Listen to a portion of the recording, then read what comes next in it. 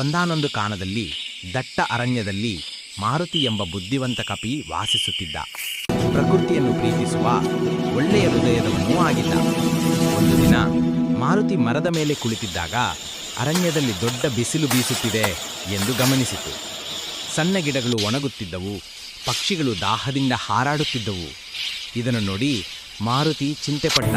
ಪ್ರಕೃತಿಗೆ ನಾನೇನಾದರೂ ಸಹಾಯ ಮಾಡಬೇಕು ಎಂದು ಮನಸ್ಸಲ್ಲಿ ನಿಶ್ಚಯಿಸಿ ಮಾರುತಿ ಕೆಲಸಕ್ಕಿಳಿದನು. ಮೂಡಿಬಂದ ನದಿಯ ಬಳಿಗೆ ಓಡಿ ಹೋಗಿ ತನ್ನ ಸಣ್ಣ ಗಜಲ್ನಲ್ಲಿ ನೀರನ್ನು ತುಂಬಿಕೊಂಡು ಒಣಗುತ್ತಿರುವ ಗಿಡಗಳಿಗೆ ಹಾಯ್ದು ನೀರು ಹಾಕಲು ಆರಂಭಿಸಿದ. ಇದನ್ನು ನೋಡಿ ಇತರ ಕಪಿಗಳು, ಜಿಂಕೆಗಳು, ಮೊಲಗಳು, ಆಲ್ ಆನಿಮಲ್ಸ್ ಅವನಿಗೆ ಸೇರಿಕೊಂಡರು.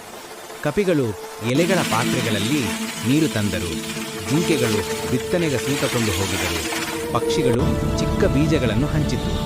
ಕೆಲ ದಿನಗಳಲ್ಲಿ ಅರಣ್ಯ ಮತ್ತೆ ಹಸಿರಾಯಿತು.